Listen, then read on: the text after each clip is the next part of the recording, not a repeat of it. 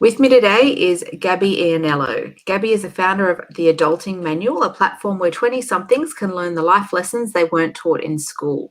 She's also the host of Corporate Quitter, a podcast where entrepreneurs and side hustlers share their stories and provide listeners with actionable steps to help them achieve their own goals. Welcome, Gabby, and thanks for joining me today.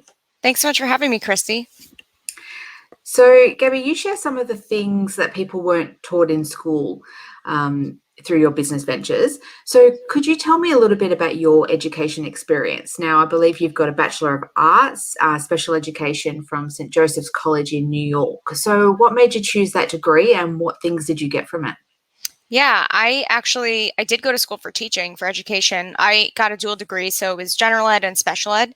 And I didn't think I was going to go to school for that. I thought I was going to do something like archaeology or maybe in forensics, like something that had to do with like almost like puzzles, like working through puzzles and figuring things out. But it conflicted with my wanting to have like a family and having the home, right? If I was an archaeologist, I would have to travel the world, and that didn't necessarily fit with the one dream I had. So my parents were like, why don't you give teaching a shot, see what comes out of it? You love kids, you're good with them, like, you get the pension, like go forth with it. So 4 years later, I graduated with the degree, was really hungry to get to, the job and find the place to basically set my roots for probably the rest of my life, and realized that I was sold on a pipe dream because the salaries were terrible. It was extremely, extremely difficult here in the United States to get a good teaching job. It was difficult to scale. Like, you had to go up against boards, and there was the Common Core, which they were implementing throughout the United States, which was a challenge. So it didn't end up working out that I stayed in teaching. But now it's funny, 5, 6, 7 years later, I'm now returning to my teaching roots in the way of the Adulting Manual. Yeah, and I think what's an interesting point that you make there is around when you're deciding on what degree to do as a woman, you have to think about becoming a parent. Yeah. And then you're also thinking about retirement. So these are things that are so far away and that, you might not even want to think about at the time. So how much consideration do you think people should give to fitting, I suppose, their career into their planned future? Yeah.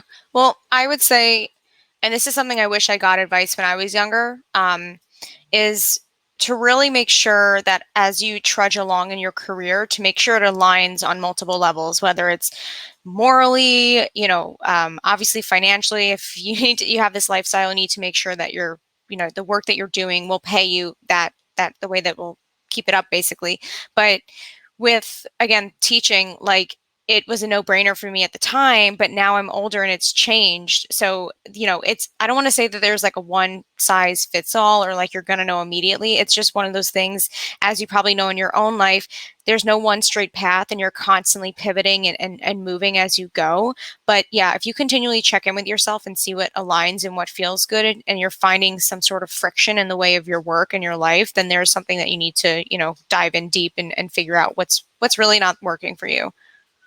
Yeah, definitely. Because I actually said to somebody yesterday, if you plan out this, your future down to a T, you're going to be bitterly disappointed Yep. because life doesn't go to those specific plans. You don't get married at a certain age, you don't have children at a certain age, you don't change careers. There's so many, you don't pay off your mortgage the moment that you purchase your house. So, Yep. so many things change, within your life that it's really difficult to plan, I think. And if you do, you sort of get a little bit disappointed. But in saying that, you said you were sold a pipe dream. So at what stage through your degree, or was it not until you'd graduated and you'd gone into the workforce, did you realize that it just wasn't what it was all cracked up to be? Yeah, it was literally when I graduated. So up until the day that I graduated, I was doing in-person teaching. So I was basically helping the teachers who were actually teachers, doing one-on-one with students, like that, basically learning in-house, if you will. And, graduated, got my degree, and went to start applying for jobs, because that's in the education system. They do the interviews over the summer, and then, you're basically prepare in August and then hit the ground running in September.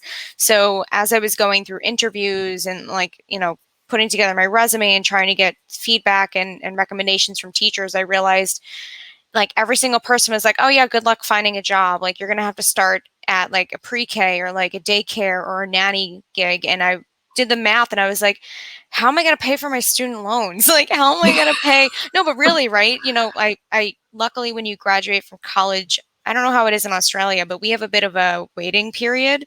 So you have like maybe 6 months to kind of start doing actual payments on your loans. So thankfully I had that time to like figure out my job. But yeah, I realized very quickly right after graduating, about a month in, that I needed to figure out a different plan that wasn't teaching. Yeah, that's really disappointing though, because in Australia it is slightly different. So here, once you start earning a specific amount of money, is what when you start paying, and you pay like a percentage of your income, basically. So the more you earn, the more you pay, and if you're on the lower paid side of things, you don't have to pay as much. So I suppose there's a Hmm. bit of a less of an incentive here, as opposed to in the US, to go out and to really earn those big dollars. But I just curious, did everybody that you were with sort of have that same revelation, like when they graduated, like, oh gosh, now what have we got to do? Like, we've got this massive amount of debt and employment's really hard to come by. Yeah, with my graduating class, like the women and men that I was friends with in my graduating class, most of them actually did continue on to do teaching. It just, they are in it for the long haul and they're in it for the pension and that fits their life and they're very happy and they love it. But there are a few, some people that I know who, again, maybe not aren't teachers, but friends who I've met through my years in working and stuff like that. And they've had the same thing. Like, for example, there was a guy I worked with who he actually got a degree in journalism. He thought he was going to be a writer and do the whole news thing. And he ended up finding his way into capital markets at a hedge fund because he needed to pay his like hundreds of thousands of dollars for student loans. So, as a young person, you're really eager to work and, you have all this excitement and obviously we're all money hungry, right? You're like, finally the dollar, we can finally get it, So we're fueled by money in the beginning, but then as you get older, you realize that maybe money isn't the only thing to actually, bring you joy in your life. It obviously pays for things and we need to pay for things, but there's more to life than just like slaving away. Oh, definitely. And obviously, we're going to talk about, moving away from that 9 to 5 later on in the episode. But I am curious as to what you did then when you graduated. What sort of work did you go into? I actually did go to work as a nanny. And part of that reason was because nannies got paid very, very well in New York City. And I'd always wanted to be in the city, right? City of lights, like New York City, everyone's jokes. It's like the capital of the world. So I figured if I can make it there, I can kind of make it anywhere. So, I had this degree and people in the city are looking to have the best nannies to not only educate, but take care of their kids. So that was like my gateway into starting my career. And then after about a year in that, I realized I can't really grow there. They'll pay me more and like, that's cool. But, I kind of want to be able to wear makeup and like wear a skirt and like connect with people and network. So eventually I ended up going into real estate. And that was kind of the starting point from quote unquote corporate that led me through all the different industries and roles I was in. Yeah, so you did quite a few different roles and you've worked at a few different organizations. So, what do you think the most important thing is that you have learned from changing careers and to going into different industry?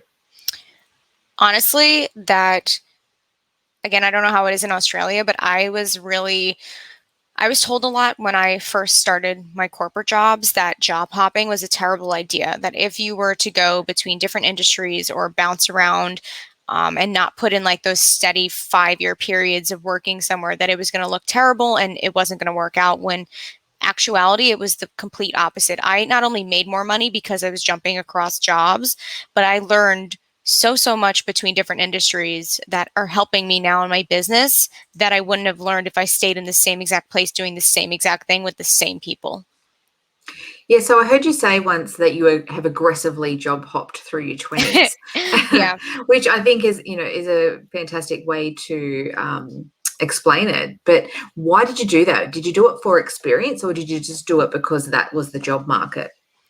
Part of it was money, obviously, because again, I had to pay my bills, but a lot of it was just either a gut feeling of like that I'm no longer meant to be here. I need to figure something else out, or it wasn't aligned with my interest, or quite frankly, I was capped in certain places from a like creativity or a responsibility perspective. So for me, I really like challenges and networking and trying new things. And so if I was at a place that didn't meet that criteria or there was nowhere for me to go, I was like, well, either I stay here for years and again, I'm in a place of stagnancy and I feel like resentful of the job and all of that, or I move, it might be risky, but worst case, I can probably always go back if I needed to. Maybe not that same exact job, but I can go back to the role that I did before. So you started the Adulting Manual and your Corporate Quitter podcast. So what made you start both of those ventures, and what sort of time frame did it take to get those things up and running? Yeah. So COVID was the silver lining of COVID was kind of figuring out, okay, I want to try something different, right? Okay, I job hopped aggressively. I tried a lot of different things. And so my last role in corporate was very, very challenging. It was, which right is a great thing. That's what I was looking for. But it came to a point where I was like working so hard and had so much anxiety around this new job that I was in that I realized I would rather make money for myself working this hard. And I'm never going to get capped in what I can say, what I can do, how I can work, or anything like that. So August of 2020, so that's almost a year now, just shy of a year, I basically started doing research. I was researching how to do an online business, because once I started working from home after the pandemic, well, during the pandemic, I realized, oh, this is kind of cool. Like, it would be great if I could do this full time, have flexibility and be able to see my family. And we got a new dog and all that cool stuff versus sitting in an office. And who doesn't love working in pajamas? Come on, it's the best. So, in August, I was doing a ton of research on online business and I ended up finding, I don't know if there's Craigslist in Australia, but it's similar to a Facebook group or something like that, where someone was launching a podcast for, I don't know, it's more like philosophical ideas, theorizing things. And so he was looking for guests. So I said, you know what, I have the time, I'm sitting at home. Why don't I try it and see if I like it? And I loved it. So between doing my research in August, all throughout, into this year, and then doing a couple episodes with this guy, I learned that I really enjoyed podcasting. He loved having me on. I would think I went on his podcast about 7 times to talk about different things. I learned a lot, got better at podcasting. And then as that went on, I was learning about online business. And then in January of this year of 2021, I had an accident. Well, not really an accident, but I had an injury, a foot injury. And I realized that I was grateful to get the injury because that meant I didn't have to go to work, which was a huge red flag. Yeah, right. So messed up. But that's when I realized, okay, I need to quit and start over and really be serious about this online business stuff, because what have I got to lose? I might as well try it. Worst case, again, going back to being able to go back, it is risky, but it's what they call a revolving door where I can leave and then I can also easily come back into this if I need to. So February was really the starting point of it all. And that was just experimentation, literally asking people what they're looking for. And obviously I quit corporate, so it made sense, corporate quitter. But the Adulting Manual came about as a result of continually seeing the one thing I found is if things keep coming up for me, ideas, suggestions, if people recommend books to me and multiple people recommend the same one within a couple days, I'm like, okay, there's something there. I need to read that. So with the Adulting Manual, I kept having conversations with people unintentionally about, why didn't I learn this in school? I spent all this money in university and I know trigonometry, I know chemistry, I know all of that, but I don't know how to do my taxes. I don't know how to hang a picture on the wall. I don't know how to start a car or how to network. Those are extremely valuable things. So, that's kind of how it all started. And now it's just snowballed into this massive thing, which is awesome.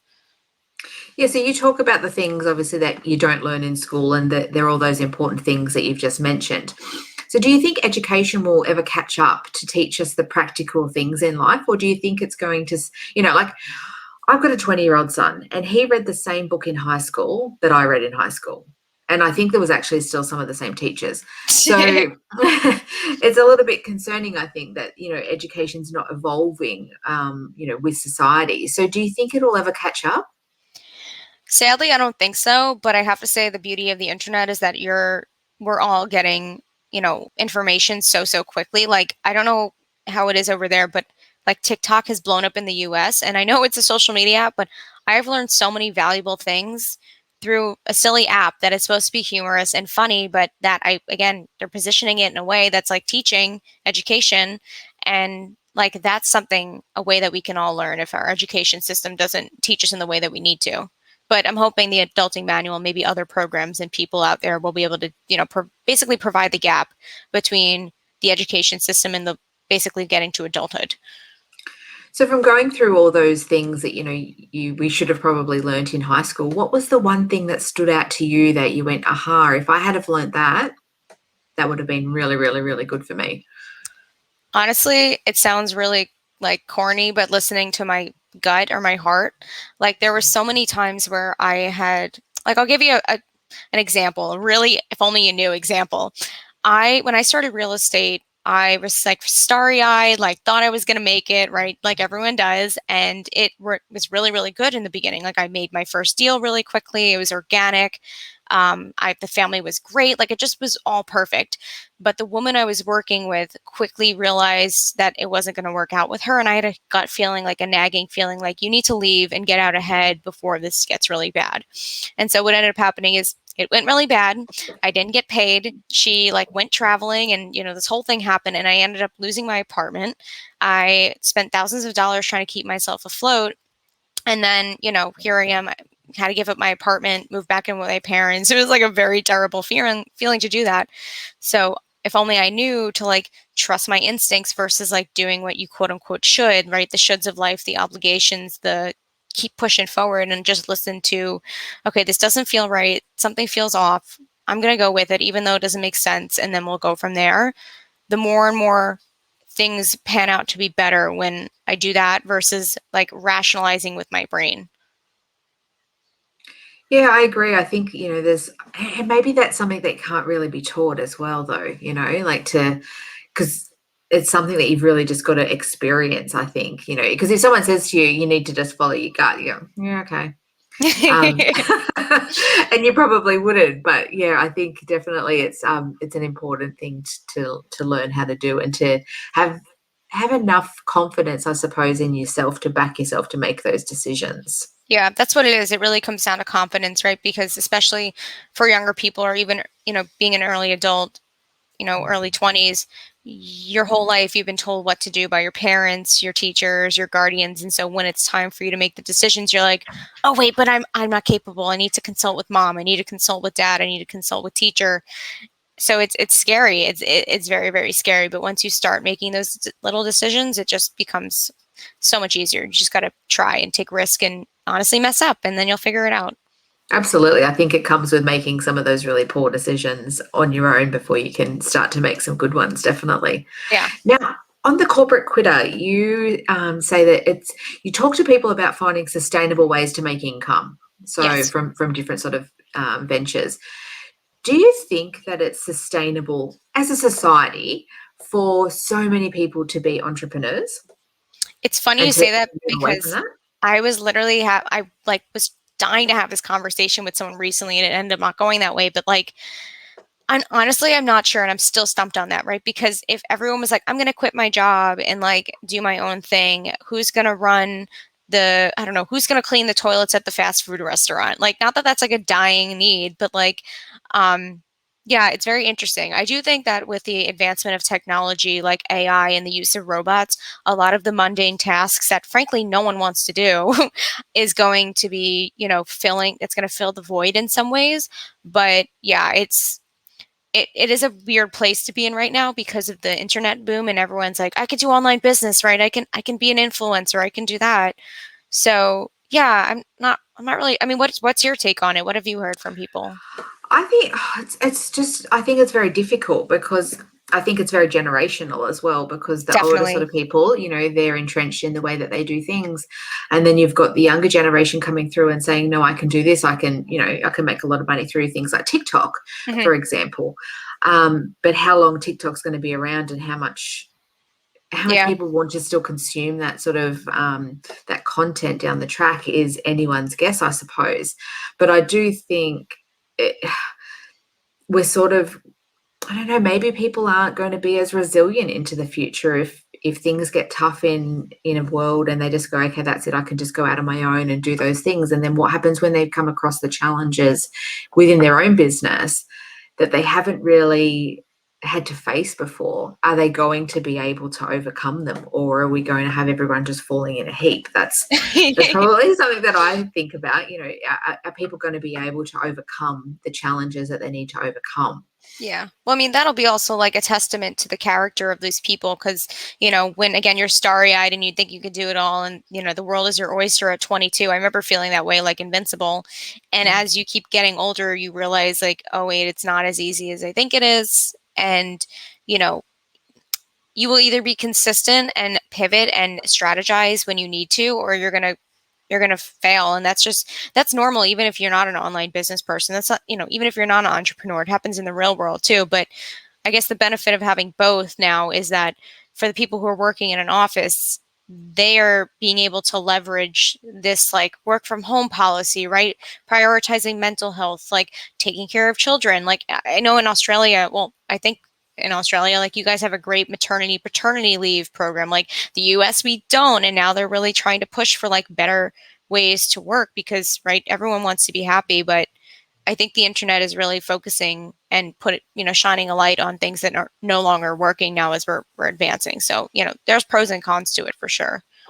Oh, definitely. And I think even COVID just, showed a lot of businesses that you don't have to be in the office from 9 to 5. Like work doesn't have to be, just because you've done it the same way before doesn't mean that that's necessarily the right way to do it into the future. And a lot of companies either need to adapt or they're not going to be able to succeed into the future. Yeah, yeah. And also it's a great thing because think about like in Manhattan, the rent, I worked in marketing at one point in commercial real estate, which is like so expensive. You get locked into a lease. It's like crazy how it is out here. Dog eat dog, like it's ridiculous. And yet now that we're able to do things remotely, that means that offices basically you don't have to have as much overhead for these large companies, small companies. Like you can do everything online or have people work remotely versus hiring more staff to manage the office, have this huge square footage that you're committed to for like 20 something years. Like it just gives people more opportunity and flexibility, which is great for the consumer and the business. Oh, absolutely. I think it's so much cheaper for those large organizations and for any organization to have somebody working from home as Yeah. opposed to, working from an office. It also does change those areas. So we call them the central business districts in Australia, so CBD. So those sort of areas are going to need to adjust and perhaps go back to being, a residential type area as opposed to these high rise, office blocks. Yeah. What's New York like? Because obviously I've only ever watched anything on TV, and I must say my guilty pleasure is Housewives of New York. And so you see all those, beautiful apartments, but they're super, super expensive. They are. But so how do businesses operate over there with such huge overheads? I mean, luckily it's because they're able to survive because of the foot traffic and just the volume of people here. I mean, it's still, I've been in the boroughs for about 5 or 6 years now, and it still blows my mind. I mean, how many people there are? There's like very rarely will run into someone randomly or see the same person twice unless we're on the same commute path or whatever. But yeah, I think it's just they are either locked into a lease that has a set price that's reflective of a better time in the market. But again, like if you have the foot traffic to make it work, like, if the people are there, they're going to come in. So, I mean, pandemic was terrible because so many business closed. But at the same time, the silver lining was, I think we needed a reset from a market perspective because rents were so high that now they're dropping to be a bit more stable. So now the little guy can kind of come in and get a shot at running the show versus just these big organizations and people who've been around for generations and generations. Yeah, rent over in New York is just insane. It's out of control. I couldn't believe the amount of money that people pay for such small spaces. And I It's like suppose you're paying for a lifestyle. $2,000 for like a shoebox, literally. Yeah. So yeah, it's like, and then you got roaches, and it's like, it's wonderful. I think I'd love to visit. I don't know if I'd like to stay in one of those places though. So, Gabby, I wanted to know with your venture, so with the adulting manual, what exactly do you offer and how do you offer it to your clients? Yeah. So, and this might actually be something that helps your listeners. I actually have not fully launched it yet. So what I'm doing in the interim is I'm working with people one-on-one who need some advice with regards to their career. But the actual adulting manual I'm doing just right now focusing heavily on research. I'm asking people exactly what they want so that I can give them exactly what they need. Because the worst thing, I don't know if you've done it before, but like creating something, putting it on the market, and no one cares because no one needs it. So I plan on launching things little by little. But I think the big launch for the adulting manual, which may start in the form of an ebook or a course, I'm still doing research to figure that out, will be probably in August or September, around the time, school starts again for kids. And I also plan on maybe creating a somewhat of a community and bringing in experts to talk on specific subjects versus just myself, because even though I'm a teacher and have my degree and can educate people, I can't say I'm an expert in tax and investments and this and that. It just wouldn't, I couldn't answer the questions in a way that would make sense versus someone who's up with the times and like has a background in it. So I hope to get to a place of like, as it grows and I get more and more feedback, I can provide a community and a service that works best for everyone. But So if anyone listening has any advice or things that, they would like to share with you, how can they get in touch? So on my website, they can just either fill out the contact form or they can just email me at the adulting manual at Gmail and we can just get started. But I'm actually now looking at finding specific people and specific niches to actually fill those spaces for the ebook and the course, just to get their hit the ground running and advance it quicker. So yeah, if anyone's listening, they want to get involved or they have something specific to bring to the table, I would love to talk about it. Absolutely. And I think, we briefly touched on technology earlier, but I think, the changing landscape, I suppose, of society is that so many more people are willing to share their stories and to share their knowledge, and we're able to connect with people that probably didn't have a platform before. And that's one of the reasons why I started this podcast, is to be able to share those people's insights into things that you probably wouldn't normally hear. We used to only hear from people that were very famous or popular, and they don't necessarily have the best stories to share. So I'm sure listeners out there can share some top insights with Gabby, and that would be great. Now, I wanted to go on to some insights that have been shared with you on your podcast, The Corporate Quitter. So tell me a bit about the guests that you've interviewed and the things that you've learned from them. Sure. So I would say right off the top of my head, I think of episode 10 with Kawan Karadagi. He is a master trainer and now he owns multiple gyms in California. And he also has a podcast too, which is really great, Valueverse. But he basically talks about how his mentors in his life were the ones who really pushed him or taught him what he needed to, basically all the gold nuggets to get him started in all these different ventures that he's doing now. And so one of the takeaways with him, because everyone's like, oh, I want a mentor. If only I had a mentor, I could like do the thing finally.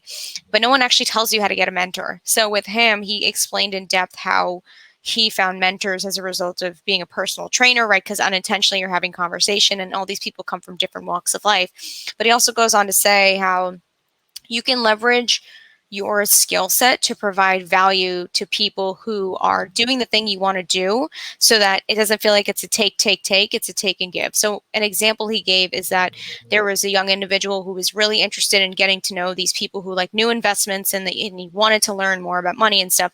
So they would always every month do some sort of round table event or whatever it was with like a presentation. So he just started attending and taking notes. And then it came to a point where like the actual event would happen and like they were like, where's this guy, like we need him, like we need the note taker. So what ended up happening is like, right, unintentionally he didn't pay anything, he just showed up and gave value and they saw something in him, and now he's connected in inner circles with these people who are like doing big things and making a lot of money. So that's an example. There's also I interviewed someone not too long ago. This episode released yesterday. His name is Wayne Mullins.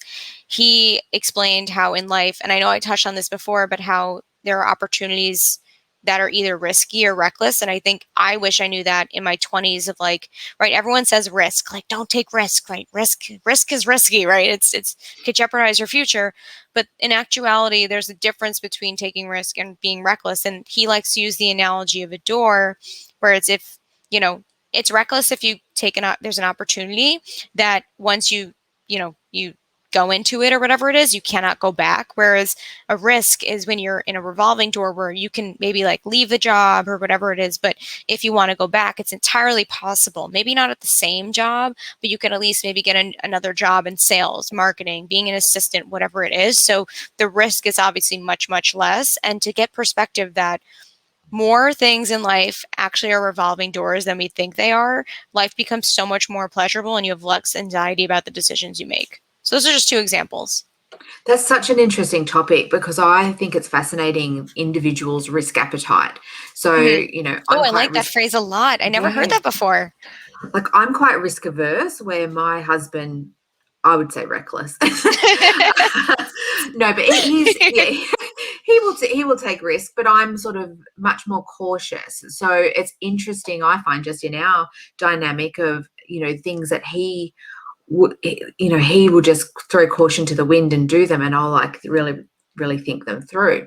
And I think people's risk appetite really decides what they're going to do in a career as well, because obviously the more entrepreneurial you are, the more I suppose appetite you have for risk, because you're able to go all in and then worry about the consequences a little bit later. Do you feel that as well? What's your take on it? I love that phrase, risk appetite. I'm going to be using that from now on. But I definitely am not afraid to take risks. It's not always been the best. I think I feel like I might relate to your husband of being like, okay, I'm going to just do this and then I'll worry about it later, versus like actually doing the things before to like prevent the downfall. So yeah, I would just say, what actually might be helpful? Have you ever heard of human design? Human design has helped me so much in the way of figuring out what makes me tick. And it just so happens that in my human design, description, like what makes me excited about life and what actually the moments in life or the chapters in my life that were the most exciting or I loved the most were the ones that presented the most challenges and were the most risky. And that's like what's the thrilling thing for me. But for some people, that's not it. So, using the human design thing really helped to kind of solidify the picture, like, oh, the light bulb. Oh, that's why. That makes complete sense. Oh, that's why. Yeah, absolutely. That's such a great insight. So, Gabby, what is one thing, like, I suppose, what's one guest that you're hoping to interview on your podcast? Like, what's a question that you're got a burning desire to get an answer to? So many. I feel like the great thing about running a podcast is that like I get to trickle my own questions about business into all these things, even though we're talking about specific topics with certain guests and leveraging their business and all of it. But right now it's not sexy, it's not cool, but I really want to get into like the legalities of what it takes to actually run and structure a business properly. And it just so happens that coincidentally I connected someone like about a week ago. His name's Jay, who he predominantly works with people who are looking to leave the corporate world and like do all the legal steps to get to a place of like you're doing the right thing, like you're structuring the business, whatever it is. But even like, right, when you work for someone, you have health insurance, you have 401k, you have all these things. Like, well, what do you do when you leave, right? How do you transition out? Like, how do you get insurance? Like, now that you're on your own, how do you get, figure out liability stuff? So that was a pressing question. Again, not sexy, but needed to know. And I luckily found the person and will be probably interviewing him in the next couple of months. Well, yeah, I'm looking forward to listening to that, because I think that's really critical to be able to understand all the other things that you need to do, because it's fabulous to have an idea and want to go out and do it. It's quite another to be able to make money from it, and then it's another to be able to set up a lifestyle from it. Mm-hmm. So, and you need to think about these things. You need to understand what happens if you're giving advice and you give the wrong advice, and someone sues you, or you get it's a real injured thing. Or something like that. It's absolutely a real thing. And also right when you think about taxes too, I don't want to be doing so well in business and get so excited by the money that's coming in that by the time tax season rolls around, I have not prepared and I don't have anything to give, when I do my taxes, and I find myself in a place of like, I don't know if I can run my business because I just spent my entire budget to pay for taxes that I didn't prepare for. So that's also something, but so many things. 100%. And yeah, I look forward to that, and I look forward to listening to all the other episodes. Gabby, I've really enjoyed chatting with you today. You've given such great insight, and I just love speaking to people from around the world, because I think there's so much to learn from everybody, and I think podcasting really gives you that. I think you're able to cherry pick bits and pieces from people's stories and be able to put it into your life and to really grow as a person. Yeah. But before I let you go today, I have one final question for you, and that is, what would you do differently if only you knew? So many things. I would say I would start networking earlier. And I know it sounds like ridiculous, like who's going to network in high school, but if I was so afraid to communicate with people and look weird and like be afraid to like be my full authentic self, that I wasn't networking as much. And now that I'm older, more confident, that network is slowly building up. But if I had had those people in my pocket throughout my entire career, I probably would have been able to land the jobs I was searching for, got great, like more guests on the podcast early on, like did all these things, connect with people, get, all these different opportunities. So yeah, I think that's my one takeaway. Absolutely, and such a great insight, because your network is your net worth. So Yep. if you don't have a network, then it's really, really difficult to achieve anything. But Gabby, you've got a great network, and I am really excited to see everything that you do grow. And I hope that some of our listeners can help you out with some of those insights to get these projects off the ground. And I encourage everybody to listen to the Corporate Quitter podcast with Gabby. So thanks so much for joining me today, Gabby. I appreciate your time. Thanks so much for having me. Thanks. Thanks, Gabby.